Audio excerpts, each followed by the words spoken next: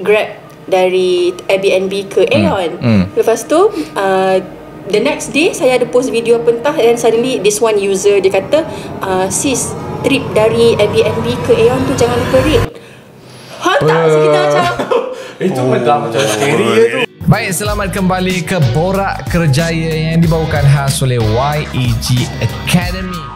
Baik, Assalamualaikum, selamat kembali. Anda sedang menyaksikan podcast Borak Kerjaya. Bagi mereka yang mencari-cari mana jalan nak pergi hala tuju, khususnya budak-budak lepasan, pelajar-pelajar SPM maupun yang dah belajar diploma, apa kerjaya nak dikejar, direction mana yang nak pergi, hari ini kita bawakan kepada anda panel istimewa dalam podcast Borak Kerjaya yang dibawakan khas daripada YEG Academy. Sebelum kita perkenalkan panel istimewa kita bawakan kepada anda, YEG Academy ni apa? YEG Academy ni adalah jambatan untuk anda dapatkan mana perjalanan kerjaya anda. Dia memberikan nasihat dan juga memberikan kaedah dan juga ataupun kos yang sesuai untuk anda nak meneruskan dalam banyaklah courses. Kalau anda nak tahu, anda pergi ke www.yegacademy.my. Baik, terus kepada podcast kita. Kita nak ucapkan selamat datang kepada kedua panel kita pada hari ini. Yang pertama, cantik molek, berseri mukanya, lebih dikenali sebagai Tun Laila, betul Ya, betul. Apa khabar, sihat? Sihat, Alhamdulillah. Itu nama sebenar ke, Tun Laila? Nama sebenar Tun Laila. Tun Laila, tapi saya rasa penonton-penonton dah tahu lah, ini Tun Laila yang lawyer tu betul kan? Tapi sebelum ni yang saya tengok konten Tun Laila sebelum betul-betul jadi lawyer. Tapi sekarang ni dah betul-betul legit jadi lawyer. Alhamdulillah, sudah legit, ada lesen, semua boleh. Dah legit ada lesen Jadi kalau penonton nak hire awak jadi lawyer, boleh lah. Oh, boleh. Jadi kalau anda nak tahu macam mana, nanti ikutilah Yara Fai. Yara Fai di TikTok. Dan seterusnya kita ada abang hebat ini, selalu keluar ML Studio yang berkongsikan tentang tips-tips kerjaya, direction tentang kerja, dan telah mengeluarkan 2 buku pada ketika ini ke lebih.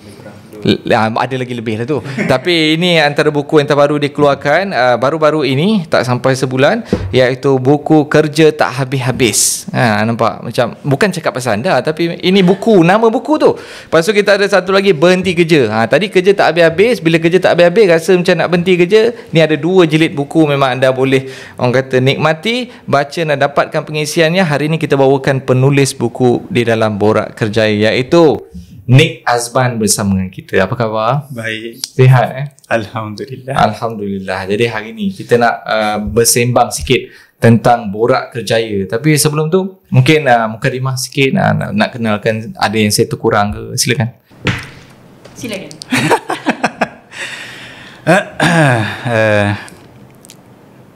Nick Akmal, Nick Osman. Buku tu baru sangat lagi. Dalam seminggu lebih lah launch. Sesiapa yang dilema isu-isu kerjaan, silakanlah. Dia macam sebelum saya pergi meninggalkan. Pergi meninggalkan apa? Sebelum pergi meninggalkan jasad ni. Itulah legasi. Kita harap siapa-siapa boleh rujuk lah. Sebab orang cakap dekat video YouTube, setiap kali saya nak pergi interview, saya akan tengok video abang. Oh ya? Target saya YouTube tu adalah mana-mana Malay speaking fresh grad ataupun job seeker, dia akan tengok video tu. I see. Tak ada konten bahasa Melayu berkaitan kerjaya dalam Malaysia yang komprehensif, yang holistik, yang ikut trend. Tak ada.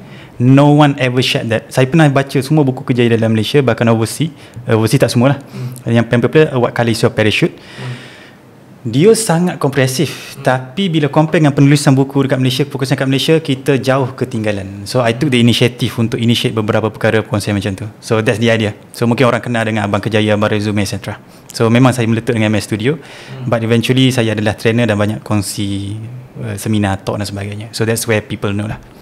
Dan kita sangat bangga dapat bawakan memang pro yang boleh berkongsikan tentang kerjaya dalam podcast Borak Kerjaya. He's the man.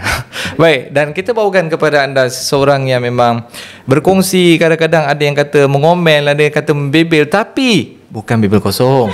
Dia cerita tu berisi tau. Cerita tentang kata stigma pun, ya macam-macam awak cerita dekat TikTok.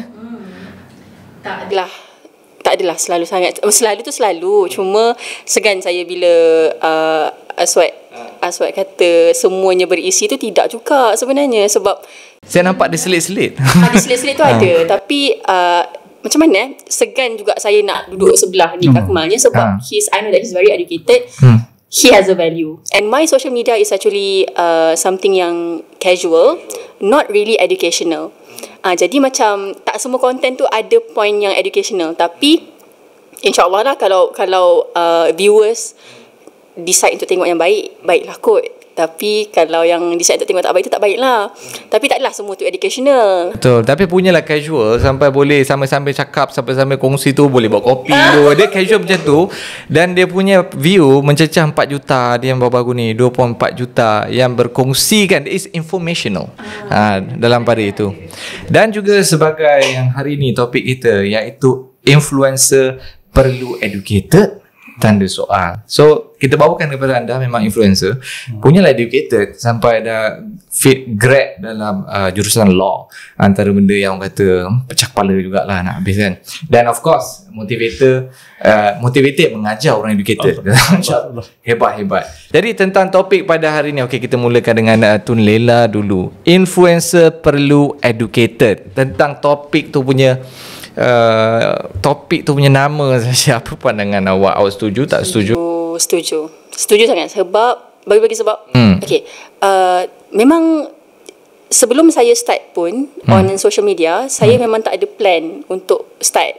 You know, macam social media is a thing for me to just record and then kita post. Tak ada niat pun untuk jadi a social media influencer. Tapi sebab saya belajar law, saya belajar undang-undang, kadang-kadang saya ada share which saya tak tahu pun benda tu akan tersebar.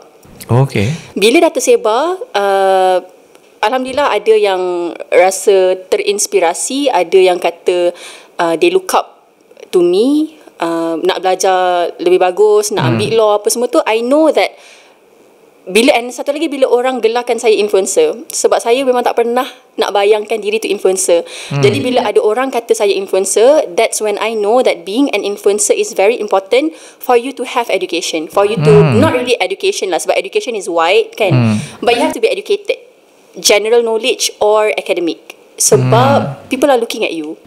Jadi you jadi influencer by accident? Yes, by accident. Tak ada plan. Dan bila dah jadi influencer, nampak macam ada pressure kat situ? Yes. Macam mungkin sebelum ni you boleh secara casual nak cakap apa cakap, nak kongsi apa kongsi. Tapi bila orang dah memberi gelaran, oh you are influencer, apa perbezaan dia kat situ?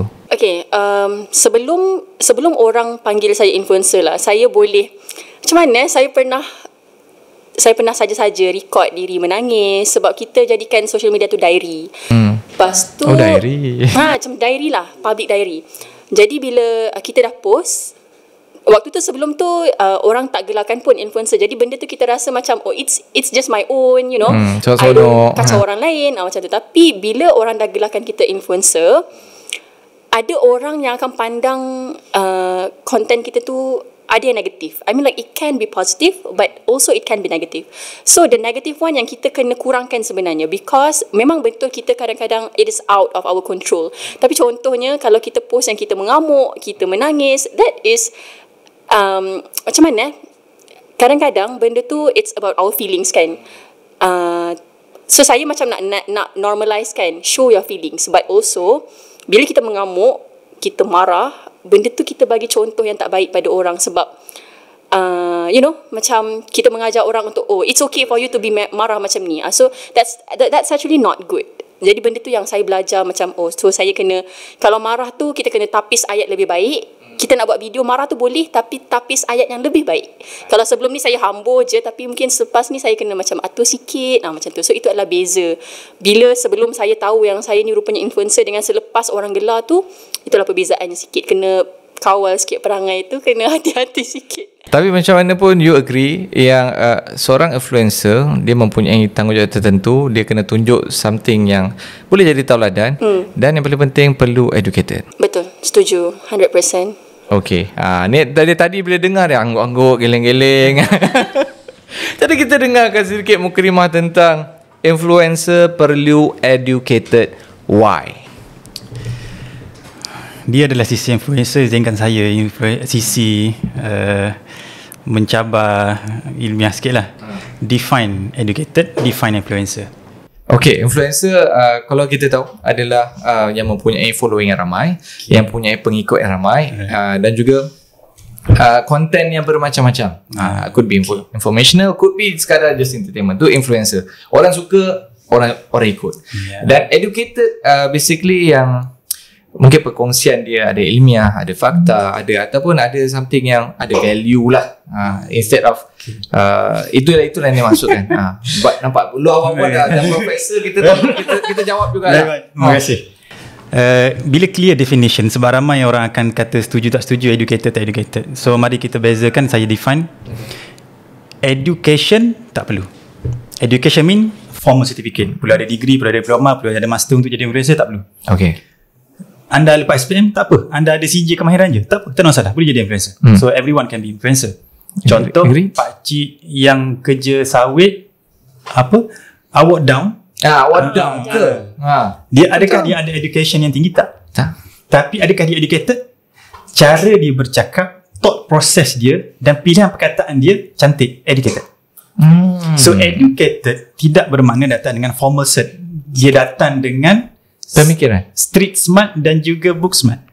So street smart ni jarang orang appreciate. Sebenarnya sebab orang cakap saya banyak C tapi saya jadi usahawan, saya jadi bos dia pada suatu hari nanti kan. C student become boss for A student. Actually dia adalah street smart.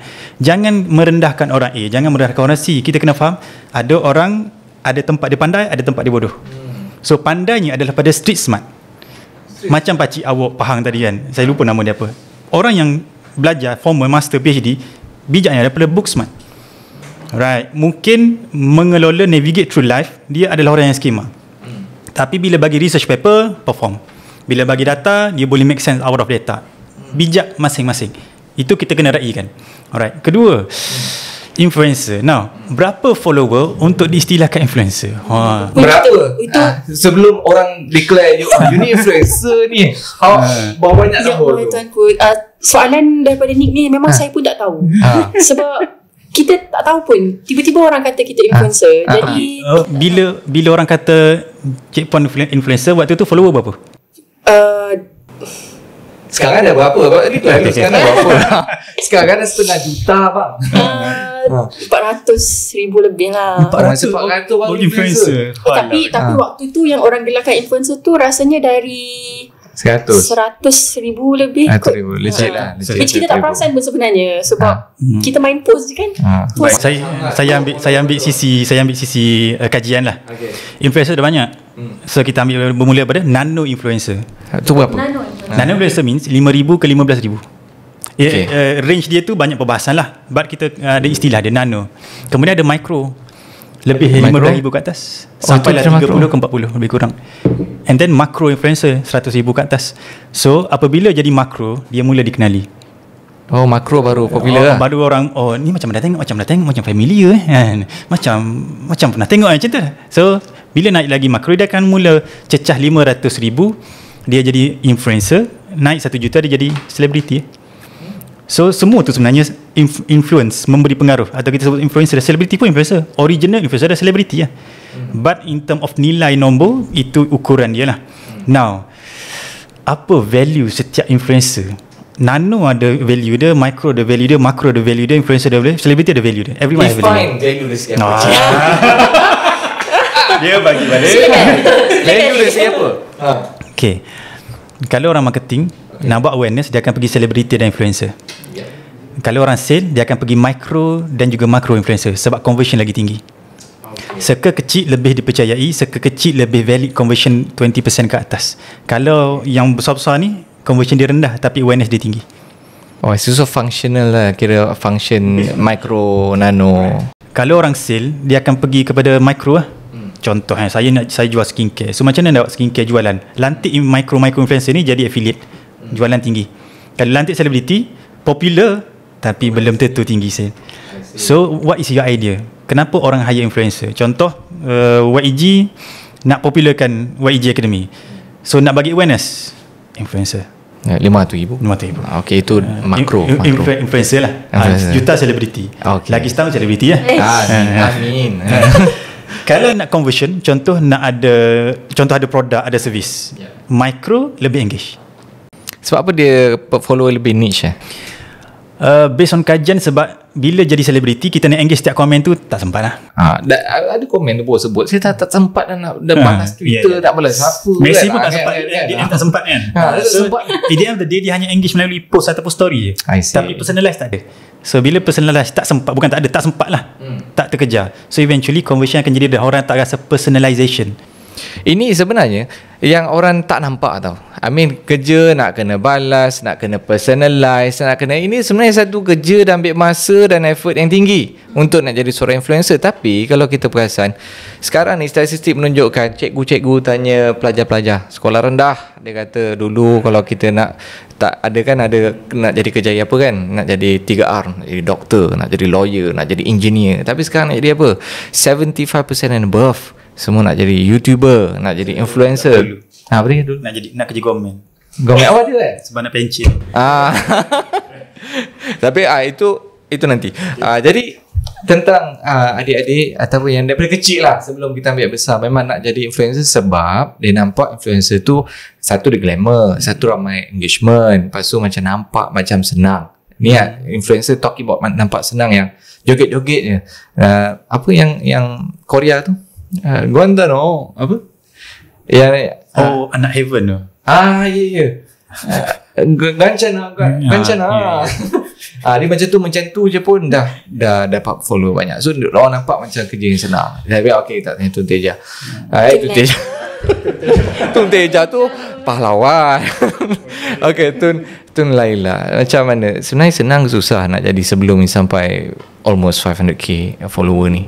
Senang susah. Dia nak build up, nak maintain, nak create content. I mean dia punya tugas-tugas tu. Okay, that actually depends on the intention of an influencer. Contoh, kalau niat macam mana dia buat content memang untuk dia jadi influencer, then it can be hard. Maksudnya macam you have to think, contoh ada niche yang influencer beauty, so dia punya focus is only on makeup. So she needs to have time untuk focus on doing makeup, which take hours. And then ada yang masak, itu pun take hours. Tapi macam dia punya idea tu masak je, so itu boleh jadi susah lah. Tapi kalau macam lifestyle influencer, which dia punya niche tu pelbagai, dia buat almost everything and dia memang tak ada tertumpu pada satu. Jadi itu boleh jadi mudah lah. Maksudnya anything pun boleh jadi content. So asalkan boleh play, boleh ni, boleh sembang, content. Macam tu. Tapi kalau nak kata susah ke tidak tu, as an influencer myself, I do admit lah, macam it can be hard when people are expecting content from you. You know, because sometimes, because I am also working as a full-time lawyer, jadi bila kita ada kerja hakiki kita sendiri, lepas tu kita ada expectation daripada orang, macam orang suruh kita post, Tun Laila boleh tak jawab soalan ni, Tun Laila boleh tak buat content pasal ni, Tun Laila boleh tak kupaskan boleh tak kupaskan kes ni. Jadi dia macam tak ada siapa pressure pun sebenarnya, tapi kita sendiri terasa lah pressure tu. Sebab once you are into this industry kan, you opt to macam satisfy orang, macam like you try to penuhkan apa yang orang minta, macam tu. Jadi pressure dia dekat situ lah. Tapi nak penuhkan like 500,000 orang macam mana kan. Tapi kita ambil balik tadi yang pelajar, budak-budak sekolah ni, ibu-ibu bapa-bapa yang tengah tengok ni, anak aku nak jadi apa bila besar ni kan, yang kebanyakannya nak jadi influencer sebab the engagement part, the peminat part, the popularity part. Sebab nak popular pun orang kata dia perlu diberi makan. Dengan apa? Perlu betul. Dia nak kena bagi attention, nak kena bagi time, nak kena create content. Dia perlu dimakan. Once you dah tak bagi, you dah sendu, next other influencer. Jadi macam mana yang memang nak jadi influencer semata-mata nak dapat di status simbol. What do you think? Like dan komen tidak boleh memberi anda makan, tak boleh bayar bil elektrik, bil rumah dan sebagainya, dan sama sekali tak boleh buat loan rumah. Tapi dia tengok kaya je. Kereta tinggi je, rumah besar je. Betul lah. I mean in the presentation way. Mereka menunjukkan sisi yang baik.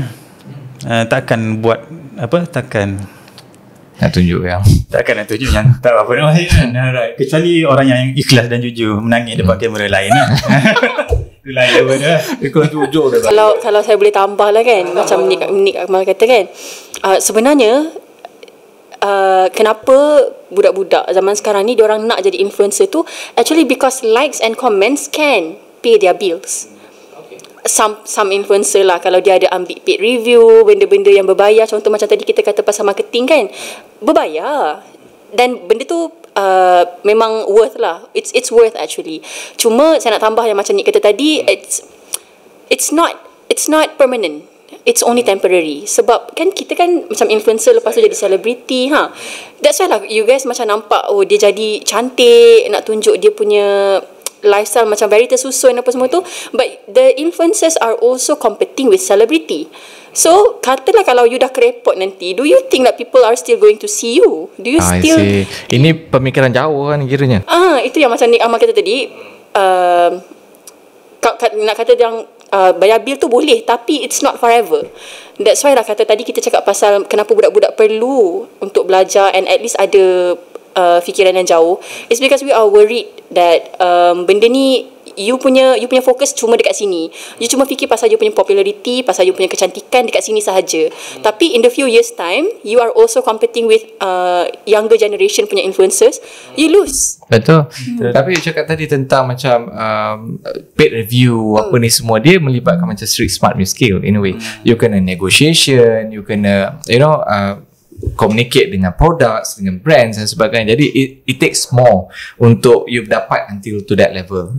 Dan kita juga nak tahu yang macam influencer ni, itu main atau secondary? Macam main nampak gaya macam cakap tadi lah, nanti bila dah kerepot nanti macam mana, bila dah tak hype nanti macam mana, bila ataupun media sosial tu sendiri dah kaput, dan macam mana dah bina bertahun-tahun ni, algoritma kena block. Banyak nak sambung tu. Tapi lepas ni kita sambung, kita akan pergi rehat seketika. Dah makin panas ni tentang influencer perlu educated ke tak?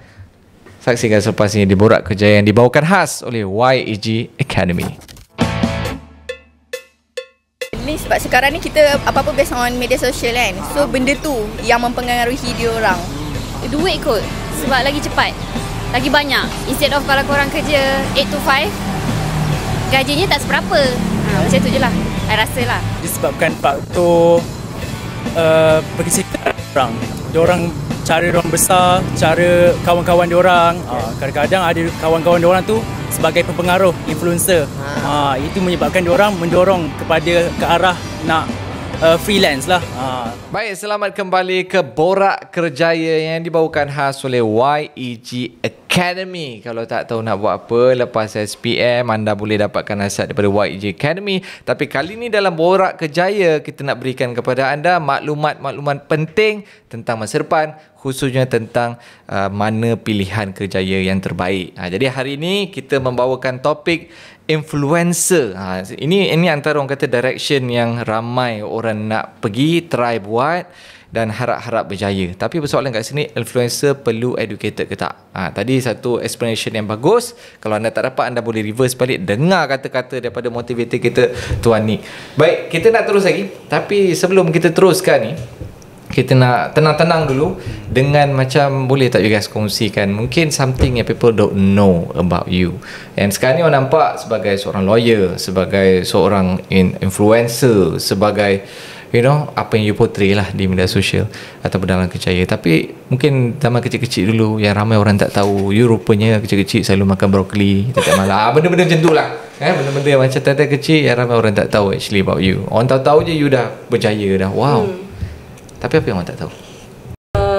Rasanya sebab saya jenis yang bercerita kan dekat social media about everything. So sebenarnya orang dah tahu rasanya. Tapi apa yang saya rasa saya belum cerita, saya pernah patah tangan masa kecil. Sebab saya dulu, saya memang rendah orangnya. Tapi masa kecil dulu kita selalu dengar orang kata kalau nak cepat tinggi kita kena bergayut. Jadi saya pun bergayut, setiap hari bergayut. Sampailah waktu tu hujan tapi saya tetap bergayut sebab kita nak tinggi. Kata kita patah tangan sebab jatuh waktu tu hujan. Macam mana you bergayut kat atas tapi tangan bawah jatuh? You landing tapi sebab benda tu tinggi. Lepas tu kita jatuh tak tahulah macam mana. Sebab dah lama kan, tapi tinggilah tempat tu. It's a monkey bar. Umur apa? Rasanya 8 years old kot. And satu lagi yang saya memang lasak lah. Saya memang sangat lasak. Pernah kena nampak TV, tak suka panjat, pernah patah tangan, pernah pernah masukkan ayam dalam tong sampah. Ayam hidup? Sebab nak main dengan dia. Very lasak. Tapi kita tak pandai. Kita tak tahu yang ayam kalau tak ada udara boleh mati. Kita tak tahu benda tu. Berani you tangkap ayam kecil-kecil. Macam tu lah. Tapi memang sampai sekarang memang sejenis yang lasak lah. Okay, that's very interesting teori tadi. Just nak tanya sikit macam kalau kita bergaut boleh tinggi, berkesan ke so far? Berkesan sebenarnya berkesan. Nampak? Sebab dia buat sampai patah tangan dia buat. Masa tu kita rajin gayut tu, kita setiap minggu jugalah ukur memang nampak tinggi tu beza. Tapi after kita patah tangan tu dah tak bergayut. Stop terus lah. Dia macam dah stop. Sampai dah 17-18 tahun memang begini je lah. Dah kacau ayam lah lepas tu. So kita sekarang kalau nak gayut memang tak jadi dah. Okay, that's interesting fact. Thank you for sharing that. Saya tak sangka sebenarnya berkesan. Tapi dulu-dulu saya biasa dengar anak ni bergayut atau main basketball, lompat banyak. Alamak, maaf. Scientifically, I don't know lah. But personally, it works. It seems like it's working sebab dia ukur tau. Okay, Nick, mungkin something that people don't know. Sebelum nampak this persona yang very, yang kata motivator, yang segala statistik dalam kepala. Like before that, apa yang orang tak tahu? Statistik dalam kepala saya pembaca. Daripada kecil tu? Daripada kecil memula dengan baca komik. Sampai sekarang pun baca komik sebab tak habis-habis One Piece. Oh, One Piece. Memang tu tak habis lah. 20 tahun tak habis lagi. Okay. So that's why I got a lot of things. Saya bukan orang yang pandai bercakap. Saya adalah introvert yang sangat-sangat introvert. It's just that my passion is when I see people grow. So I start with growing my circle, kawan-kawan junior. Ni masa kecil-kecil dulu ke? Starting sekolah menengah lah. Sekolah menengah. So mula volunteer jadi badan wakil pelajar lah. So suka tengok. So that's Presiden. Pada tak ada position lain. Pengerusi. Waktu MPP jadi vice president lah. Okay. So MRSM mana? MRSM Pekalan Cepa. MRSM selalu bakal-bakal YB patutnya ni. Amin je lah. Next amin je. Bawa buku dulu. Nanti you got the numbers. Dan saya sangat menghargai privacy. So that's why you never saw about my personal life on my social media. I deleted everything. You deleted everything before I decide to public. 2018 saya decide untuk public, kena berkongsi sebab itu adalah for business and also untuk educate. So that's why saya start delete, hide semua benda. Rasa macam it's a hard decision je before you nak go public ni. Super hard because dia mendesak tuntutan bisnes. Kedua adalah this is the only way to educate tanpa jadi lecturer dan cikgu. Saya tak nak jadi lecturer, bosan. Dan saya tak suka baca research paper. Saya suka baca je research paper. So baca and kongsi. Because ialah presiden dulu kan, mungkin dah biasa depan berucap. Apa berucap student tak cukup kan. We need more viewers. And sekarang memang kita dah ada. Okay, talking about that, that's a good start. What choose to be public sebagai seorang introvert bukan sesuatu yang mudah, tapi buat kerana bisnes. I mean, that's a good goal lah kat situ. Nak berniaga 9 daripada 10 kekayaan daripada perniagaan, maksudnya dah kaya sekarang kan. 9/10 masalah juga berada kat bisnes. Betul. Itu kita akan kongsi juga. Tapi talking about kaya, influencer. Influencer depan kita ni, Tun Laila ni. Kaya tak kaya? Kaya ke? Kita tanya direct lah. Kereta apa? Myvi merah. Pernah viral. Tapi kadang Ami beza. Kadang Ami beza. Beza? Kaya juga. Kaya juga. Jadi so, tak boleh cakap juga. Dia tak boleh tak ukur dengan kereta kan. Kereta biasa. Account berdijit-dijit luar biasa. Itu tak aci. Lagi. Apa lagi? Rumah banglo tak ada. Ya Allah Tuhanku. Sewa dengan kawan lagi. 1,500 sebulan. Tapi dengan kawan-kawan. Okay, sederhana. Hemat. Selesa. Tapi selesa. Alhamdulillah. Dan kaya tak mana tu? Hati, insyaAllah. Okay, let's get to the detail lah. Okay, let's just straight away get to the detail. How much actually you're getting daripada media social, if you don't mind sharing. Ini as a general lah actually. Untuk for those out there yang nak jadi influencer, yang orang tahu kaya je kan. Tapi kaya ni subjektif sebenarnya. Tapi let's talk about the amount. Berapa about the money itself? Berapa sebenarnya you boleh dapat? Macam mana pengiraan dia? If I can be honest, please be honest. Ini podcast tau. How much did I earn? So sekarang ni dah jarang buat sangat, so tak boleh nak kata it's consistent lah. Okay, one thing about being on social media, and when you are being an influencer or an affiliate, your income is never consistent. It's never consistent. But to say how much did I earn, macam kita buat beg kuning tu kan, saya pernah waktu mula-mula dulu and also daripada kawan-kawan punya cerita, they can get 9,000 ringgit per month commission only. Commission jual satu barang? Tak banyak-banyak barang lah. Sebab kalau dekat TikTok tu sebenarnya kita ada jual banyak-banyak, kita ada letak beg kuning untuk banyak-banyak produk kan, and then kita boleh nampak income from beg kuning semua tu berapa. So one of my friends, dia kata yang dia dapat from commission only, commission sahaja, RM9,000. Itu follow berapa? Itu ada dalam sama jugalah, dalam 400-500 ribu jugalah. Million punya. Dia dapat banyak tu. Yes, that's commission. Maksudnya commission tu is something yang you goyang kaki and then dia masuk account you RM9,000. But to add yang my own personal experience kan, I was offered, pernah sekali tu saya tak ingat, dia judi punya iklan lah, judi punya iklan. Dia offer USD 8,000. USD? Yes, 8,000. Untuk buat apa? Untuk kita war-warkan judi tu punya awareness. Tadi kita cakap pasal awareness kan. So dia nak minta saya aware, macam iklankan judi tu. Tapi saya tak ingat yang mana. It's not OctaFax. It's not OctaFax. It's something else. Tapi dia judi lah. I did my research and it was a judi. Kalau convert, kalau saya, if I was desperate, if I am not working as a lawyer, I did not have a job, if I was desperate, I could take that, because 8,000 USD equals to like darab 4 lah, 32,000 untuk Malaysian ringgit. Berapa video yang nak for buat? one video. Satu video bersamaan dengan 38,000 ringgit. Mana tak lepas beli Mercedes macam tu. Betul. Makan Tapi kenyang. tapi alhamdulillah lah, sebab I know that because macam saya, I have prinsip. Saya ada prinsip macam I know that kalau saya setuju, kalau saya ambil, memang saya kaya, saya pun boleh up juga emas, boleh. Tapi my value akan turun lah, sebab I'm a Muslim. First of all, I'm a Muslim, and also because it is against my principle. Dia buat video minta maaf. You have to be genuine. Kalau you nak minta maaf sekalipun, it must come from your heart. Kalau you macam like, okay, kita buat je content macam ni, lepas tu nanti kalau ada orang offended, kita minta maaf je lah. But I think this is when the educated part kena ada. I mean, bukan in terms of sijil ke apa, but betul-betul you have a straight thinking. Itu apa you buat, itu apa betul, apa yang tak betul. Betul tak? What do you think? Kalau you nak, contohnya betul.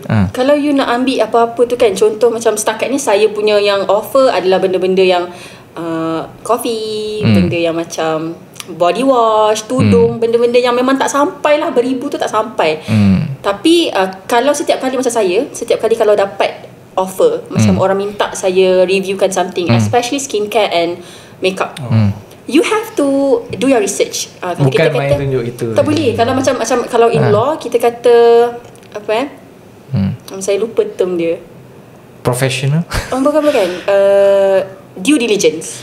You have to conduct your due diligence. Sebab kadang-kadang skincare tu dia ada mercury ataupun benda tu timbang kilo, tapi because dia offer you a lot of money, so you take it. Tu dia ambil tak yang boleh. Kilo duit tu. Kilo duit. Tak boleh, sebab memang satu video tu memang mahal, tapi you have to think far lah. Macam orang yang tengok you adalah pelbagai. Kadang-kadang ada yang dari golongan muda, ada golongan tua, ada golongan yang terpelajar. Bila nampak yang you ni buat memang semata-mata untuk duit, sebab you tahu yang benda tu tak elok, tapi you tak buat, memang orang punya public perception to you is going to go down the drain. Itu untuk macam untuk Tun Laila yang memang menjaga credibility, yang menjaga perception. Sebab benda ni nak create tu bukan senang, tapi nak jatuh tu begitu mudah sekali. But you mention just now, mungkin dari segi orang yang betul-betul nak jadi influencer, yang nak buat apa saja asalkan dapat engagement, asalkan dapat duit yang banyak ataupun offer yang banyak, and end up minta maaf je lah kalau jadi macam tu kan. Tapi ada satu yang viral baru-baru ni, yang macam dia salah satu yang susah pun, dia nak declare sesuatu yang hebat, bagi dia hebat pun tak boleh tau, sebab orang dah ada this bad perception, sebab dia mungkin tersalah buat pilihan ke apa ke. But what do you think about that? Implication dia tu memang untuk duit, tapi lepas tu nak buat apa-apa pun dah ada je persepsi yang tak okey. Sebagai orang yang dilatih dan dididik lah, kita semua dalam bilik ni, dapat duit, but you must bear in mind yang memberi duit tu bukan klien, tapi yang memberi duit yang sebenarnya belakang klien tu lah. So kita percaya dengan Tuhan lah. So eventually kalau you terima yang tu, dia akan tarik tempat lain. Believe in that, percaya benda tu lah. Kedua adalah duit mungkin banyak, but eventually kita sebut tak berkat lah kot, sayang. Betul. Sayang. Tu yang penting kan, keberkatan dalam hidup. Betul. Sebab siapa je tak pentingkan tu kan. Mungkin ada kita tak tahu, wallahualam, kita husnuzon. Tapi apa kesan dia kepada masyarakat? Contoh mungkin whatever the reason, dia perlukan duit ke ataupun whatever the reason, ada kesan tak pada masyarakat kalau influencer do such a decision, dia terpaksa ambil atau apa-apa saja? Kalau saya cakap normalization of Israel. Okey, teruskan. Kita akan cakap, kita akan menentang, betul tak? Ya. Sebab betul-betul jahat. Tapi sampai satu masa orang kata, okey lah. Mungkin generasi seterusnya dia tak tahu kisah tragedi bermula 1947, 1991, kes occupation, macam mana orang Israel datang, dia kena halau dengan, kena bunuh dengan Nazi sebagainya. So they agree with two-state solution. Dia agree, yalah, hentikan keganasan both side, bukan satu je. Whereas itu adalah genocide, itu adalah pembantaian kaum, penghapusan kaum. So sampai satu masa normalization Israel akan berlaku. Sebab apa? Yang disetujui, yang tu setuju, last kali akan jadi mainstream. Luckily now is mainstream adalah sokong Palestin. Luckily now, katalah ambil review untuk judi. Okay, for now semua orang against tu. Kalau ramai buat octave, ramai buat judi, dia akan jadi normalization. Nah eventually normal. Yang tu buat, yang ni buat okey je. Dengan izin ambil isu panas kan, normal je intellectual discourse dekat pub. Boleh je. Boleh je. Normalization. Orang sana buat tak ada apa-apa, kita buat sikit ni. Kita bukan minum, kita minum carrot juice, tapi kita bincang ilmiah tu, maka dia adalah normalization happen already. Jadi kesan dia sebenarnya adalah kita memberi normalization tu kepada masyarakat ataupun kepada adik-adik kecil lah. Benda yang tak macam bagus, okey, tak nampak boleh buat. Tak bagus, dia nampak okey. That's the dangerous thing. Sekarang kita nampak benda kecil, imagine benda besar. Dengan izin my opinion gonna be bash lah. LGBTQ adalah something yang tak boleh. No matter how you describe it, dia tak boleh. Dia adalah hak, dia adalah manusia, hak sebagai manusia ada, tapi hak untuk sama jenis itu adalah tak boleh. Betul. As a country, as a Muslim lah, religion. Sampai satu masa dia akan dinormalkan. Kenapa? Macam mana? Dengan bahan-bahan ringan pembacaan. Contoh kecoh sebelum ni Wattpad kan, menormalkan suka doodle lah, hubungan yang pelik-pelik. Dia dimulakan dengan bersimpan macam tu, dengan kartun. Mula-mula entertaining. Bahan-bahan normal, jadi normal lah. Itu yang bahaya tu. Jadi sebenarnya satu cabaran lah untuk macam influencer yang educated, influencer berprinsip, influencer yang kata bermartabat lah kan, nak going against, berdepan dengan macam immorality, dengan macam cloud chaser. Jadi macam mana you nak balancekan, ataupun macam mana you nak berada dalam satu domain tu yang dia punya, yang di dalamnya tu terlalu mix. Ada yang macam sekadar, macam saya sebut tadi lah, macam mana you nak maintain you punya purity, kesucian dalam buat konten dan sebagainya tu. Katalah kalau semua dah jadi trend, it's a trend, takkan tak ikut influencer kot. Okay, may I? Okay. So nak cakap pasal trend and influencer tu kan, I admit that a lot of influencers are following trend. That's why it's becoming a trend, isn't it? Okay, but when you berpegang pada prinsip you tahu apa yang tak elok, you tahu apa yang elok, you are also an influencer. People are following you. Jadi katalah macam kalau a lot of people are doing this trend yang tak elok, contohnya macam berjoget ke, yang yalah menari lah, biasanya menari yang sangat gairah. Kita as bertudung pun join juga menari sebab it's a trend, you know. But you are also an influencer, and if you decide not to follow the trend, people are going to follow you, which they are not going to follow the trend too, because they are following you, you know. Bila orang tengok you as someone yang ada prinsip, orang ikut you, and orang tengok 40 trend lalu sekalipun dia tak pernah buat. Jadi orang akan macam okay, this influencer is not someone yang memang akan follow semata-mata trend. So akan ada juga yang ikut you. And back to Nick punya point tadi tu, it is being normalized. Jadi bila ada trend yang orang ikut, tapi katalah macam kalau this influencer, dia normalizekan tidak mengikut trend tersebut. Jadi you know, it's normalized lah, kita tak ikut trend-trend yang tak elok. Orang kata counter mass lah. Saya nak ambil contoh dengan Izzy Mencelah. Apakah trend bagus? Trend bagus adalah follow Palestin tu tak? Betul? Okay. Beria influencer ambil resit, saya sokong Palestin, pergi himpunan selfie mesti ada gambar, betul tak? Sebab semua orang tak follow Palestin, tak neutral ataupun tak sokong, kena boycott, hilang 200 pengikut contoh. Cerita belakang memang bubuk ada himpunan tak, aku nak pergi, ada himpunan nak pergi, lepas tu selfie. So actually nak buat content, nak tunjukkan saya sokong Palestin supaya tak kena boycott juga. So it's a good trend actually. It's a good thing, but it's also a trend. I see. So memang orang kata menjuruskan semua kepada contoh benda yang baik supaya dia menjadi trend yang baik dan boleh diikuti. Trend is not necessarily a bad thing. It can be a good thing. I see. Jadi cuma trend ni perlu orang kata dipilih dengan betul lah kan. Iyalah, masyarakat tu lah influencer lah. That's why influencer tu yang main peranan. You nak ikut trend yang mana? Nampak, great power come with great responsibility. Exactly. Orang kata macam like, kalau jadi influencer ni memang hebat, kaya semua, but you did not realise that being an influencer tu macam it comes with responsibility without you wanting it. You tak minta pun untuk ada that tanggungjawab, but it comes with it. You know, so orang tak nampak sangat benda tu. But okay, saya nak tanya orang kata the big question yang ataupun the stigma question ataupun yang common question, betul ke influencer ni memang kaya, memang hebat? You sendiri sebagai influencer, how do you feel bila orang cakap benda macam ni? Kadang-kadang dia macam sekadar persepsi. Persepsi. Orang tengok macam, nampak macam tu, tapi sebetul-betulnya lah di mata you sendiri as a influencer 500 juta follower. 400 tak tambah lagi setengah. Lepas ni 500 juta. Sikit je lagi. Betul ke? I mean, jujur lah tu Laila. Okay. Persepsi orang, kalau kita tengok macam influencer ni something yang hebat, kan, memang yang diwar-warkan adalah sesuatu yang sangat kan, mewah apa semua tu. I have to admit yes, but the downside is that you sacrifice your private space. Okay, contoh, kalau macam the positive side is that people are looking up to you. So macam ada orang kata, suka tengok awak selalu tunjuk, sebab awak lah saya belajar, sebab awak lah mak saya percayakan saya berani bercakap dengan mak bapak saya, because of video awak ni saya rasa termotivasi, benda-benda macam tu. Itu bagus, macam kita akan rasa I'm honoured, you know, because I give something positive to you.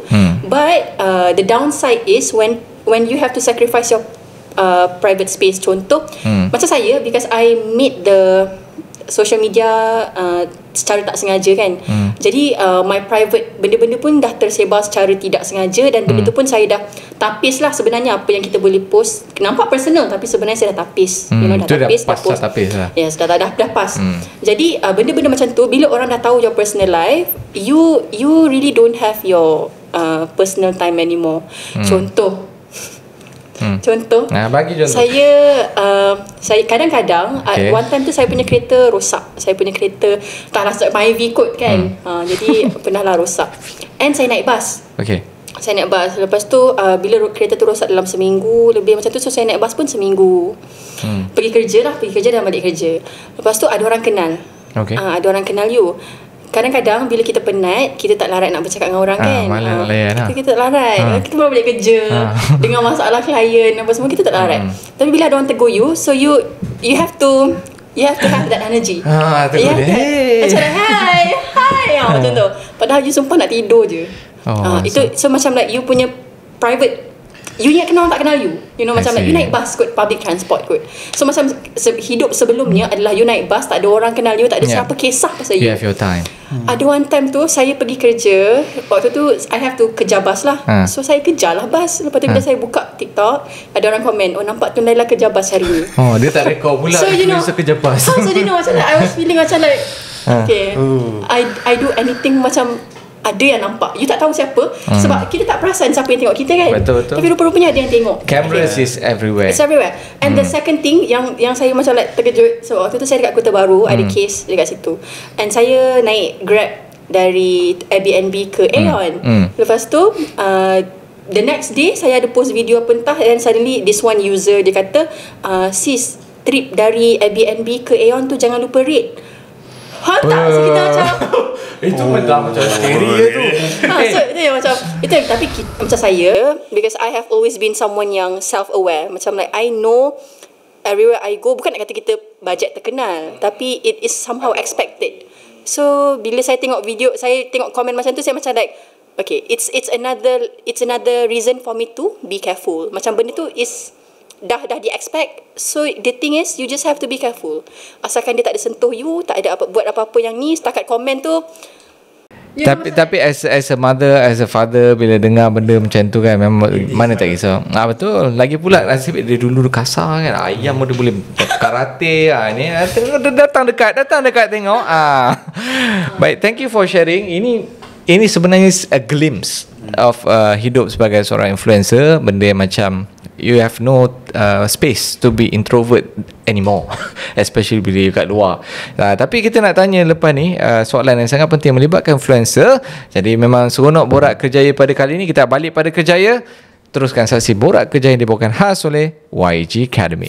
Baik, selamat kembali. Anda sedang menyaksikan podcast Borak Kerjaya yang dibawakan khas oleh YG Academy. Kalau anda tak tahu ataupun ibu bapa di rumah sana nak tahu apa direction yang terbaik untuk anak-anak lepasan SPM, nak ambil kos apa, anda boleh refer pada yegacademy.my. Sekarang ni bersama dengan saya seorang influencer 1.5 juta pengikutnya dan juga seorang lawyer, legit lawyer, dan bersama kita juga motivator, penulis buku kan, nak berhenti kerja ataupun kerja tak habis-habis, ada buku juga. Jadi kita bawakan panel yang tepat dan pengisian yang diberi pun memang very insightful. Memang kita semua boleh relate. Jadi tadi kita dah kongsi banyak, tapi kita nak lontarkan soalan yang bertepatan dengan podcast Borak Kerjaya ni.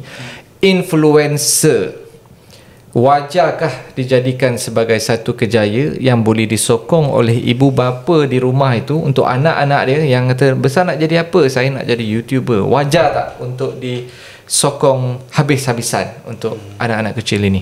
Silakan ni. Baik, soalan yang bagus. Ini kerisauan banyak parent. Saya banyak turun ke Badan Merah SMSBP. Ini budak-budak pandai lah so-called. Pun ramai untuk jadi influencer, dan parent bila jumpa kami balik pun banyak tanya soalan ni. Now my question back to the parent. Apa yang tuan, cik puan ataupun puan tanya balik anak? So dia akan tanya adalah berapa gaji, nanti dah tuan kerja apa? Okay, itu basic. Mari kita tanya soalan betul-betul. Kerja atau kerjaya? Kerja adalah job macam freelance. Selesai job selesai. One off. And then you buat lagi job lain, buat lagi job lain. So selesai kerja selesai. Now the question is, bila you akan grow? Okay, let's say grow. Grow ada 3 benda. Knowledge, skill, attitude. Dari segi knowledge apa yang you grow? Skill apa yang you grow? Attitude apa yang you grow? Now, if you didn't grow, eventually your value remain the same. Bila zaman berubah, customer behavior berubah, demand pasar berubah, you akan ketinggalan. So tak ada grow value. Tak ada grow value. If there is no grow value, itu adalah kerja, bukan kerjaya. Okay, right. Jadi referring kepada influencer ni adalah kerja atau kerjaya? Boleh jadi dua-dua. Boleh jadi dua-dua. Betul. Sebab itu kena tanya anak tu balik. Okay, influencer kerja dia buat apa?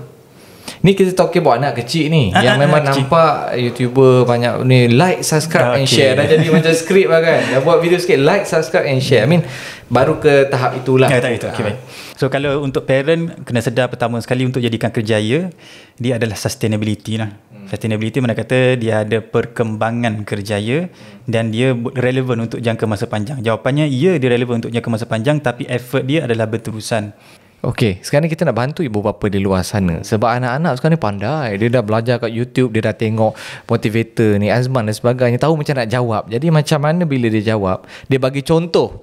Tengok ni, Tun Laila ni, berjaya dia ni. Tengok dia bagi contoh-contoh yang berjaya kepada ibu bapa, sampai ibu bapa pun checkmate. Ikut engkau lah. Macam mana ibu bapa nak bercakap kepada anak-anak supaya rationalize dia? Okay, baik. Setiap kerja ada job scope dia, jurisdiction ataupun JD lah kita panggil. Apa jadi seorang influencer? Apa daily routine dia? Pertama kena tanya. Takkan setiap hari buat video je? Video tu datang macam wahyu ke? Datang buat video? Tak. Okay, mesti kena baca insight. Apa trend, apa hashtag nak guna. Okay, sekejap lagi. Baik. Kedua adalah sumber income. Kalau hanya mengharapkan FB, YouTube bayar, tak cukup. Contoh, saya ambil satu case, saya ambil yang saya pernah kerja dulu. Glowy, channel YouTube nombor 1 skincare Malaysia. Dia million view per month, tapi income dia dapat hanya RM5,000. Untuk dapat 1 million or 1.3 million view, hanya RM5,000 saja. RM5 je? Banyak view tu, juta tu. Nak dapat 100,000 pun susah. Ini sebulan dapat. nak retain lagi view tu untuk bulan depan susah. So kalau mengharapkan bayaran FBIG lagilah tak bayar. Twitter baru you start, X baru you start bayar. TikTok tak bayar, tapi bila ada beg kuning kena beli produk baru itu income lain. So income untuk influencer bukan bayaran platform. Dia ada pelbagai affiliate, beli produk, paid review, jadi duta. Yang ni yang best, yang masyuk ni. Contoh, ada seorang artis dibayar untuk jadi duta produk untuk setahun. Fee dia berapa? Juta. Contoh RM500,000 boleh jadi duta produk, mungkin fee dia RM400,000 untuk setahun, konsisten. Produk lain you tak boleh promote, produk I je boleh promote. Tapi itu yang ultimate lah. Duta tu kira kontrak ultimate lah. So, to share kepada anak-anak ni, ini sumber dia, ini kerja dia. Can you, boleh tak? Kedua adalah, kalau kita tengok kerja engineer, kerja kilang, buat shift malam. Abang nak kerja ke shift malam, akak nak kerja ke shift malam, tak nak malam baik rehat dengan mak ayah, family kan. Kerja influencer macam mana? So need to show baik buruk lah. So saya akan tanya pertama je job scope dia tahu tak pekerjaan influencer buat apa, daily routine. Kedua, sumber income. Kalau dia tak tahu sumber income, bahaya untuk dia. Ketiga adalah bad side. Can you live with that kind of working environment, working culture? Engineer ada working culture dia, host ada culture dia, lawyer ada working culture dia. Kena kacau dengan klien sampai malam, kadang-kadang nak kalah kes kan, mula sabuk kepala. Kena minta bantuan consultation. Social kan. Aku nangis. Working culture mesti ada. Kerja kapal contoh, pergi 6 bulan, tak jumpa family, tiba-tiba balik 2 bulan kan. So working culture berbeza. Influencer macam working culture, exposekan kepada 3 ni. Expose atau minta anak-anak cari. So they will make an informed decision. Itu kita nak. So balik kepada dia kalau nak buat decision pun dia dah tahu. Dia bukan sekadar dia tengok, dia nampak bukan sekadar seronok. Bukan sekadar seronok. Jadi itu satu jawapan tu. Saya tak tahu panjang tadi. Kalau anda nak jawab pada anak anda, saya pun tak tahu macam mana lah, tapi anda tengok banyak kali. So basically make sure dia tahu apa yang dia pilih. Bukan sekadar pilih based on apa yang dia suka. Jadi kita nak tanya tadi, macam sebenarnya rutin lah sebagai seorang influencer tu, macam I tengok banyak benda you buat. You sebagai bekerja, you juga sebagai lawyer kita tahu banyak kerja, nak research sebagainya. At the same time you buat juga on the side sebagai seorang influencer. Jadi apa untuk ambil influencer tu saja, macam mana you bagikan masa, berapa banyak masa you peruntukkan, due diligence yang you kata tadi tu, macam mana? So saya cuba untuk kaitkan dengan jawapan Nick Akmal. Bila cakap pasal sama ada influencer ni kerja atau kerjaya, kan, and it can be both. Kadang-kadang macam kalau macam saya lah rutin, saya rasa saya punya influencer punya job ni is both kerja dan kerjaya. Kalau kerja contohnya macam ada je brand yang macam dia hire for only one job. Jadi bila dah settle, it's kerja, kan. Tapi it become a kerjaya bila kita ada nampak kita nampak kita punya development in ourselves tu pun ada juga. Macam kalau dulu, macam saya kata dulu kita menangis post. Tapi sekarang ni kalau nangis tu simpan dulu. Dah lebih pandai. So benda tu ada development dalam diri tu. Nak cakap pasal rutin, okay, so saya kerja office hour lah, and alhamdulillah my boss is the type yang takes very good care for the staff punya mental health. So dia memang dia memang cuba untuk tidak kacau selepas waktu bekerja. Selepas 4:30 tu dia cuba untuk tidak text. Macam tu. Unless kalau benda tu sangat penting, ataupun yang selalu ganggunya adalah klien sendiri. Itu it's inevitable lah. Okay. Jadi nak cakap pasal rutin tu, a lawyer basically works 24 hours a day. Walaupun saya ada office hour 8 sampai 4, tapi benda tu, you know, like after working hour pun I am still working practically. Tapi okay, untuk social media punya, saya akan cuba dia macam mana, sebab macam saya punya content, kadang-kadang saya record in between kerja. Macam saya record waktu saya tengah drive, waktu saya dekat office sikit, waktu ni sikit. Jadi it's mixed up. Tapi yang paling penting is the editing part. Sebab recording is easy. Editing malam after work lah. Memang after work. Tapi macam my boss pula, satu lagi dia bukan jenis yang waktu kerja tak boleh main phone. Macam tu. Because my boss is also an influencer. Jadi dia faham. Dia memang trend lawyer menjadi influencer. Tidak. Ya? Datuk juga? Tidak. Cik Aminatul Mardiah. Okay, dia she's also a lawyer, but she's also an influencer. So dia faham, dia boleh relate lah. Dia faham kalau saya bagi tahu macam like, alamak puan, saya ada video lah nak kena post hari ni. Dia faham. Jadi dia dia someone yang supportive. And so my routine nak bahagikan social media and law tu really depends on me lah. Contohnya macam my boss tu, dia tak kisah kalau saya nak buat social media, but kerja luar kena siap. Jadi katalah macam kalau masa working hours tu kan 8 sampai 4 tu, 9 sampai 4 tu, saya dah siapkan dalam pukul 12. Jadi selepas pukul 12 tu, I actually can do my social media work.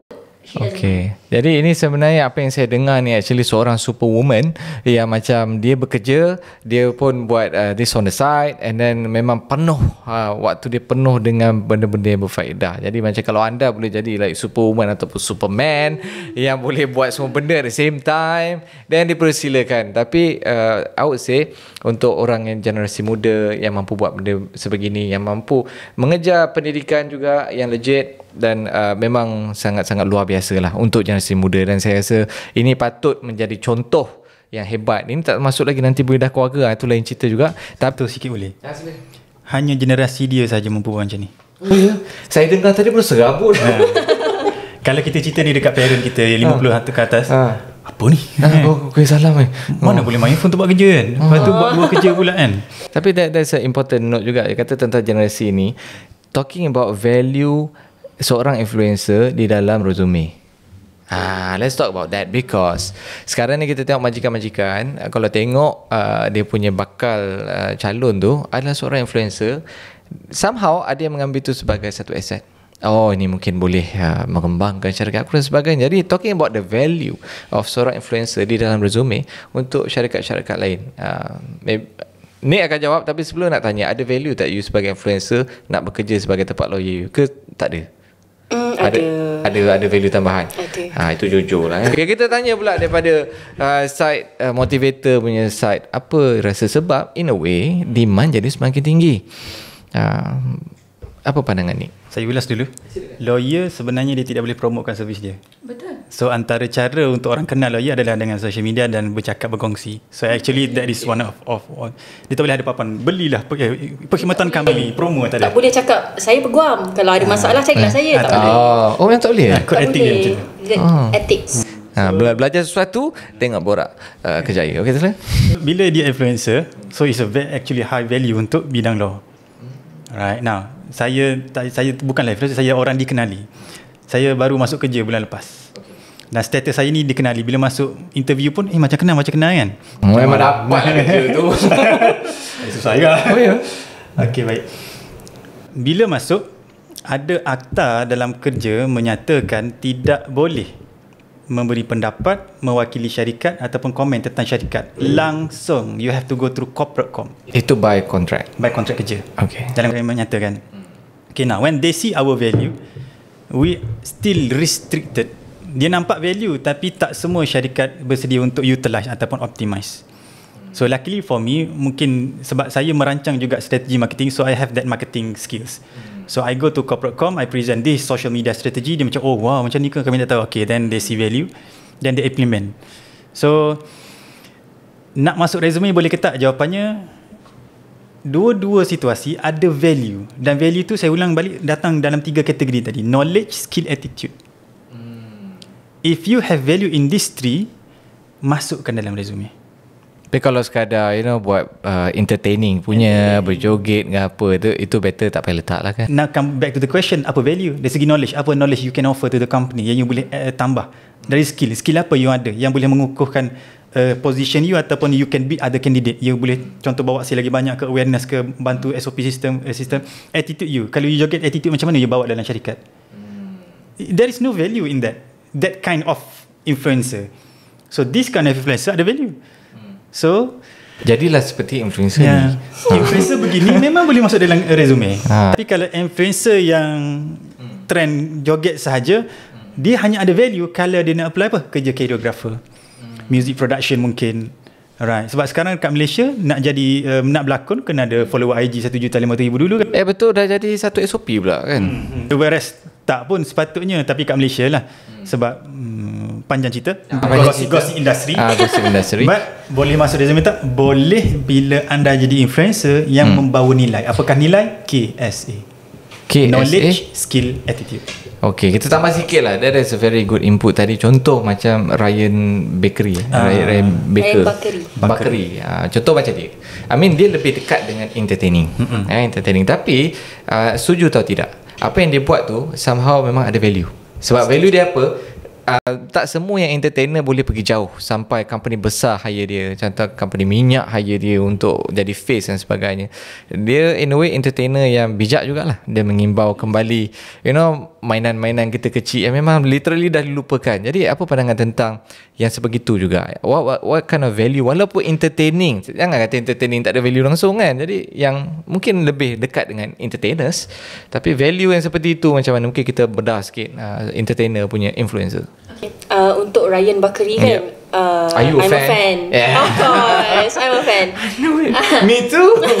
Okay, kita akan ulas apa yang Akmal kata tadi bila KSA, knowledge, skill and attitude.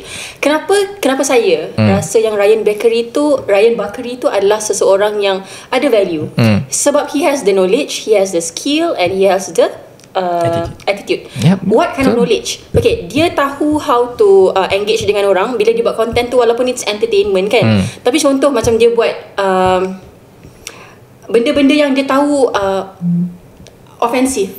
Kalau benda tu ofensif, dia akan cuba buat dalam cara yang sangat hemah. Tapi benda tu sebenarnya dekat dengan hati kita, sebab kita boleh relate. So itu adalah knowledge. Dia berfikir. Skill, berlakon lah. Prop dia, bedak dia tu legend. Tak in skill. Tapi skill berlakon also skill, right?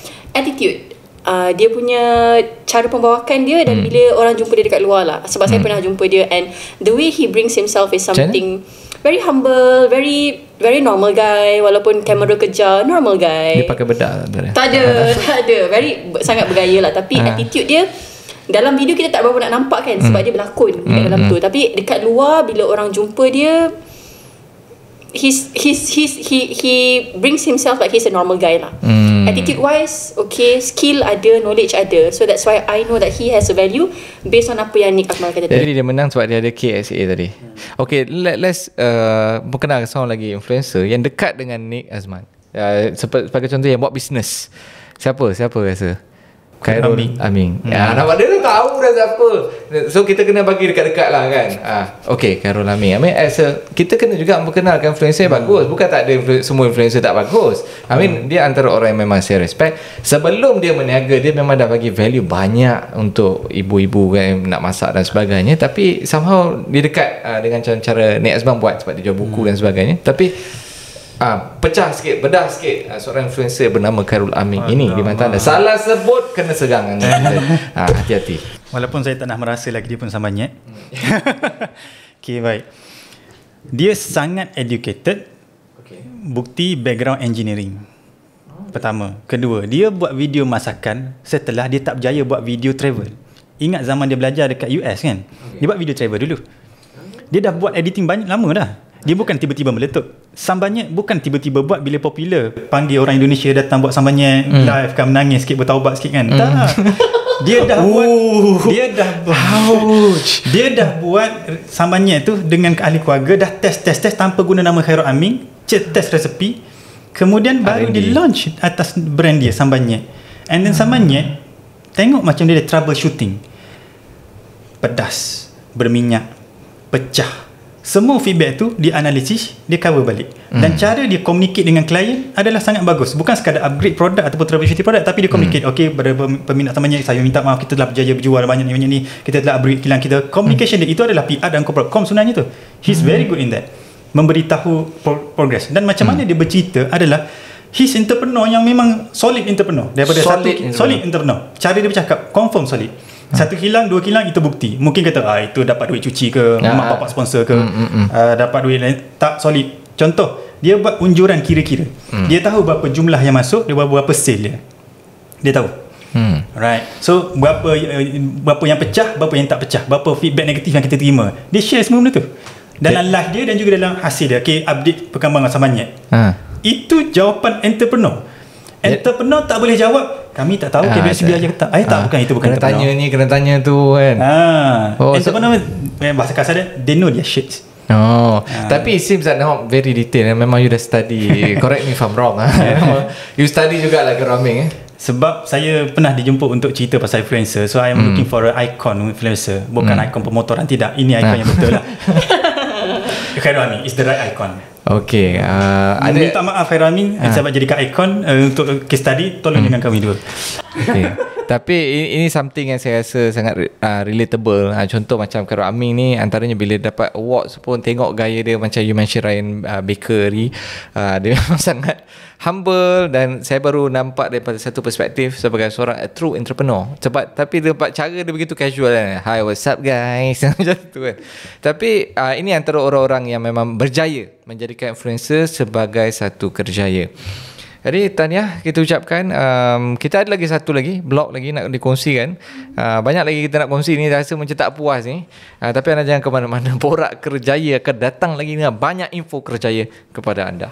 Baik, selamat kembali ke podcast Borak Kerjaya yang dibawakan khas oleh YEG Academy. Hari ini kita bincangkan tentang topik influencer perlu educated. Tanda soal. Jadi macam-macam dah kita dah rungkai, dah kongsikan bersama maksud educated tu sendiri. Dan kali ni kita nak sampai ke hujung-hujung ni, mungkin kita nak lebih kepada para penonton kita, ibu-ibu, bapa-bapa yang memang, ataupun pelajar-pelajar lepasan SPM yang masih lagi tertanya-tanya kan, aku nak sambung study ke, ataupun nak masuk terus buat Grab ke. Dia bukan kerjaya, dia push kepada kerja ke, cari duit dulu ke, apa sebenarnya ni. Jadi kita harap kita dapat menjawab soalan kepada penonton-penonton ni dan membantu mereka. Jadi persoalan kat sini, yang kita tajuk kita is influencer, tapi educated dari segi mengembangkan pemikiran, itu memang wajar untuk semua orang buat. Tapi macam mana pula tentang pendidikan? Contoh macam nak tanya Tun Leila, you belajar sampai mana? Degree in law. Kenapa sampai degree? You influencer kot 500,000. Patut kena ada master. Itu macam tu pengiraan dia. What makes you bekerja pendidikan? Okay, sebab I myself datang dari keluarga yang tidak berada. Jadi bila kita tak kaya, tak ada duit tu, the only thing that we can have is only education. Jadi duit tak ada, tapi my father is the type yang memang akan find any kind of money that can put food on the table and education, provide the education. Jadi that is something that I know that I cannot let him down lah. Jadi, and also because I said that influencer was never a thing to me. So I only have to be educated. Macam waktu tu saya belajar, habis sekolah, I know that I want to become a lawyer.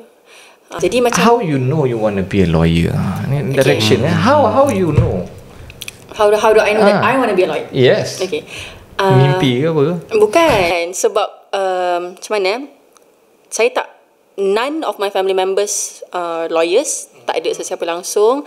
Tapi jadi peguam tu yang kita tahulah masa budak dulu, kita rasa macam jadi peguam ni someone yang you boleh tolong orang, someone yang you boleh orang kata tegakkan keadilan, macam tu. And also bila kita nampak depan mata kita sendiri ada ketidakadilan yang berlaku dalam kalangan rakan-rakan terdekat ataupun family, I know that I want to be a part of justice. I want to be a part of the thing lah. Umur berapa you sedar nak jadi lawyer tu?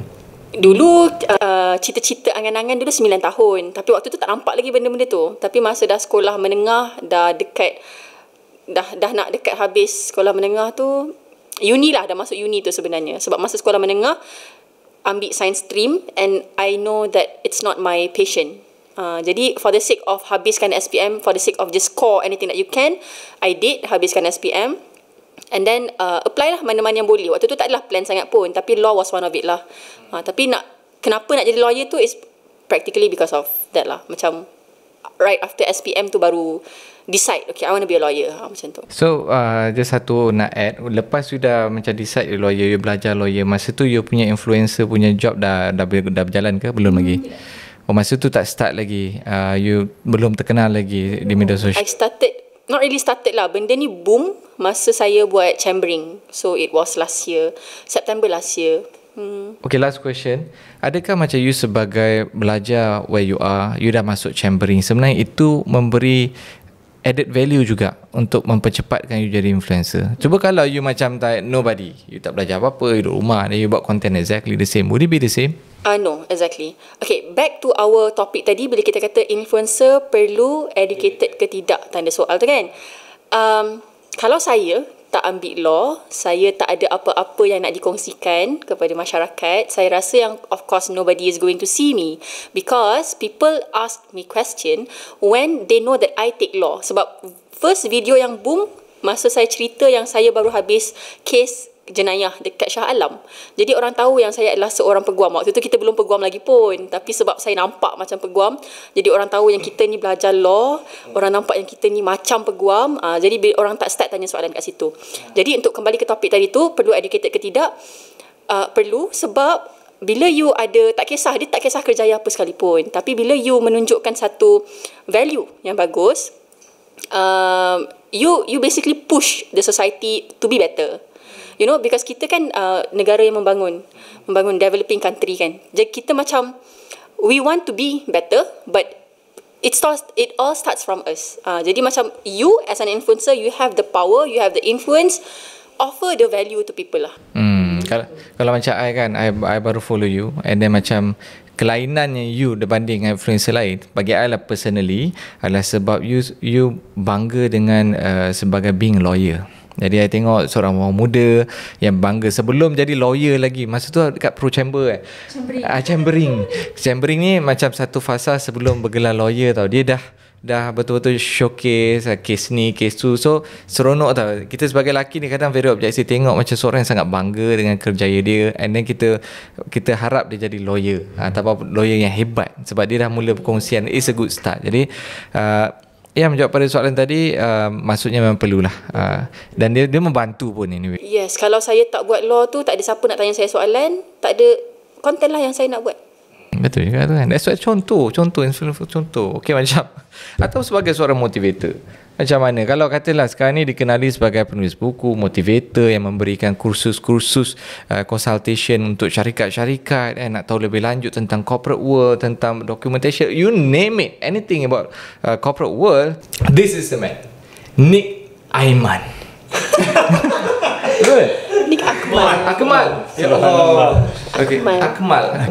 Nak si Aiman ni siapa? Okay, I'm sorry, this is blur moment. Nick Akmal. Okay. Ready? Nanti edit itu. So this is the man, Nick Akmal. Betul lah? Alhamdulillah. Jadi boleh kongsikan sikit tentang ada tak sebarang credential yang dibuat terlebih dahulu ataupun dapatkan sijil NLP atau sebagainya sebelum betul-betul menjadi ataupun berada di mana you are right now? Ya, tuan pun tahu tentang NLP. Trainer tidak ada degree, diploma dan sebagainya. Dia ada pensijilan. Contoh badan yang govern trainer adalah HRD Corp, Human Resource Development Corporation. Dia mengeluarkan TTT, Train the Trainer. So siapa pergi tu boleh jadi trainer lah. Ada skill set trainer, 5 hari kursus kena bayar dalam 2,000 something, almost 3. And then you kena buat berapa 120 jam of training and then submit credential and then jadi accredited. Now anyone got accredited, corporate akan tahu ni power punya, confirm trainer bagus. So my name is Nick Akmal, ada sijil accredited trainer, senang corporate tembus.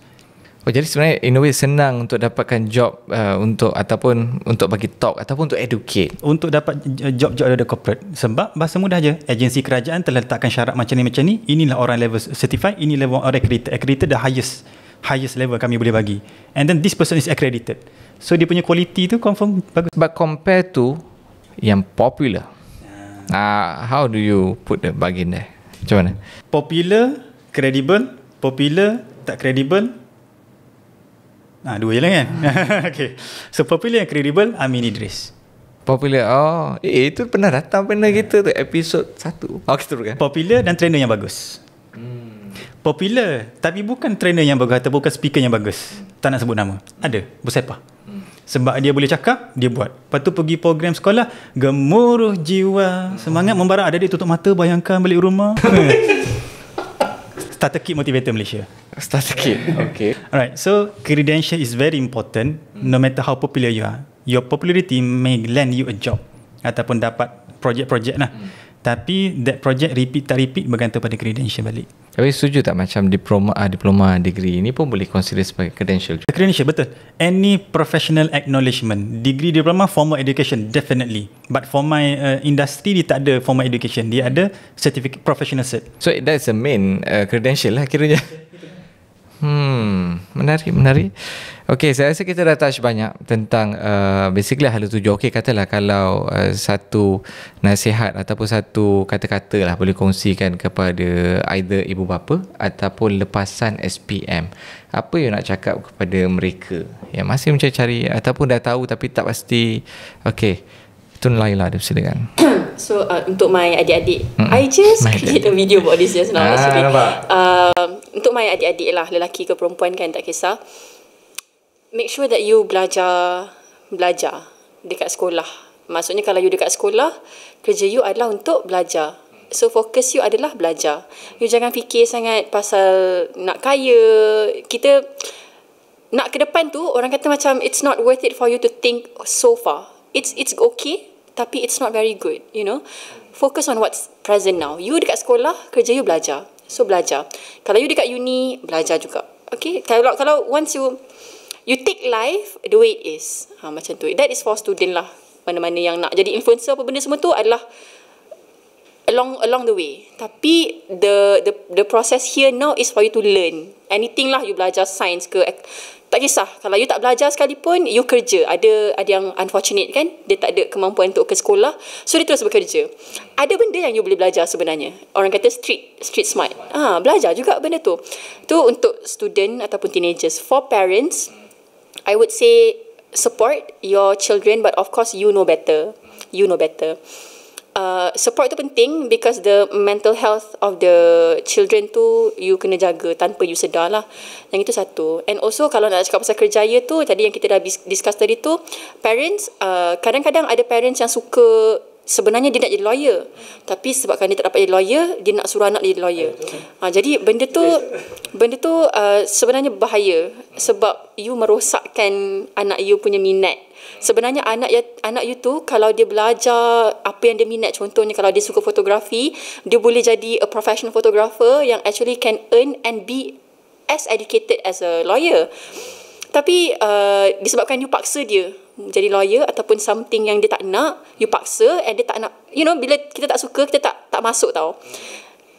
Sayanglah, it's a waste of talent. Dia sebenarnya tak ada siapa suka dipaksa lah. Ataupun kalau paksa pun buat setengah hati dan sebagainya. Tapi dia lebih kita support, cuma the right way. Tadi kita dah kongsi dah banyak, tapi saya nak touch satu lagi topik sebelum isu sebelum kita tamatkan podcast Borak Kerjaya kita tentang status symbol. Yang mana sekarang ni kebanyakan semua orang lah dinilai dengan berapa banyak follower. So benda ni dah boleh jadi social pressure untuk di kalangan pelajar-pelajar.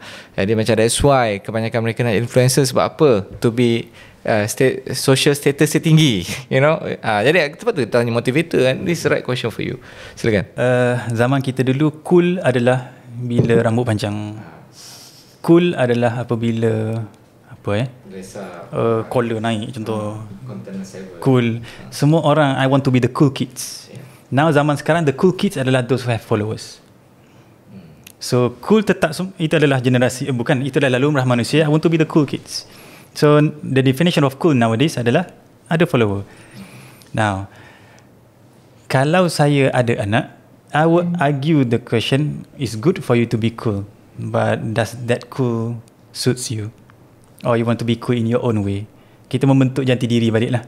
So tak perlu ikut mainstream, ikut you nak jadi apa. Right? Jadi so, cool tetap cool, but we reframe. Contoh anak-anak saya nak jadi cool, sebab nak jadi cool adalah kena pakai baju apa, bag smuggle apa benda yang mahal tu kan, yang pokai duit aku. Okay, so layan dulu, and then we sembang dengan dia. Kenapa ni kawan suka? Kalau ni tak, kawan tak suka, nanti tak kawan. Tapi kalau kita baik, kita bagi makan kat dia, dia suka juga kan. So samalah bag dengan bagi makanan. Why nak bagi makanan, tak payah beli bag. Contoh. So we reframe balik cool dia tu. Okay, tapi identify lah, they want to be cool. Jadi kita tak boleh nak macam tak boleh nak nafikan. Itu kita pun dulu nak jadi cool lah, tak ngaku. Saya faham mungkin mak ayah akan blame lah. Ini budak zaman sekarang lah, inilah itulah. No. The lumrah is to be cool. It's just that different cool. Dia bukan lumrah. Jadi saya angkat tangan. Lumrah tu memang rightly said. Okay, mungkin kesimpulan akhir lah. Tadi dah macam kesimpulan from your side. Okay, mungkin macam mana penonton-penonton atau ibu-bapa dah mengambil you sebagai satu inspiration. Follower you pun dah tulis memang inspirasi, perkongsiannya very informatif walaupun cara bersahaja, but bagaimana untuk mereka nak mengikuti lebih lagi untuk Tun Laila, apa platform yang you aktif dan sebagainya. Okay, kalau platform yang aktif tu memang TikTok sahaja, sebab Instagram is my private place. Memang only kawan-kawan yang saya selesa je yang ada kat situ. Jadi setakat ni saya belum ada lagi public Instagram, which saya insyaAllah akan buat kalau saya rasa yakin untuk hadap another wave of you know, because being an influencer, kalau you disupport, ada possibility you dikecam, you know. So if I am ready to face that phase, I am going to buat the public account. Twitter adalah tempat yang public juga, tapi tak ada value sangat lah sebab kita meroyan kat situ. Jadi tempat meroyan. Nampak tahu je tiba banyak follow kan. Okey, jom kita dengar kakak kita meroyan. Jangan. Jadi kalau nak apa-apa yang insya-Allah ada informasi, ada value-nya di TikTok. Di TikTok apa dia punya handle? Ya Rafai. Macam mana je dia? YARAFAEE. Ya Rafai. Search Tun Laila. Baik, teruskan untuk berkongsi apa yang ingin dikongsikan, dan pasti jangan lupa you are seorang influencer yang memberi inspirasi kepada ramai orang di luar sana. Tapi tahniah menjadi seorang influencer yang terbaik dan di kalangan Ryan Bakery, betul dan juga Khairul Aming saya tanya ni legit by motivator kan. Jadi untuk Niat Akmal pula, sebagai seorang baru saja menulis buku dan terbitkan baru 2 buku ke ada banyak lagi? Officially 2 lah. Officially 2. Jadi seorang yang pakar tentang boleh kata dalam urusan pekerjaan di pejabat lah. Nak dapatkan kerja ataupun sedang mengalami dilema kerja ataupun betul-betul nak give up tentang kerja, sebelum anda buat apa-apa keputusan, anda pergi nak jumpa dekat mana ni? Kalau kat media sosial ke, kat TikTok ke, kat mana nak dapatkan? Saya lebih aktif dekat Twitter lah. Dekat Twitter. Twitter Nick Akmal 00. Nick Akmal 00. Sambung terus. Sambung terus. Okay. So kalau cari itu jumpa di semua platform lah. Kalau LinkedIn saja formal Nick Akmal Nick Osman. Okey, tapi kalau macam nak dapatkan buku macam mana? Tengok dekat bio. Dekat bio. Bio Twitter, bio IG, bio semua dah ada dah. Okey, itu ayat-ayat, memang ayat-ayat influencer. Check in my bio. Jadi kita Eja username macam mana? Nick NIKAKMAL 00. Number 00. Kalau untuk maklumat, Nick Akmal banyak buat perkongsian di ML juga, di ML Studio. Jadi perkongsiannya sangat-sangat orang kata sangat-sangat tepat dan penuh dengan informasi. Jadi saya daripada Borak Kerjaya mengucapkan terima kasih kerana sudi meluangkan masa. Banyak perkongsian diberikan. Harap kita boleh jumpa lagi. Dan kepada penonton-penonton, sekiranya anda nak tahu bagaimana untuk perjalanan kerjaya lepasan SPM, di YEG Academy mereka menawarkan kursus pengurusan haji dan umrah, kejururawatan, aviation. Ini semua antara kos-kos yang garanti ada kerja, ada tempat di dalam industri, lepas belajar terus masuk. Jadi inilah yang YEG Academy tawarkan. Kalau anda nak tahu lebih lanjut, anda boleh layari www.yeg.my.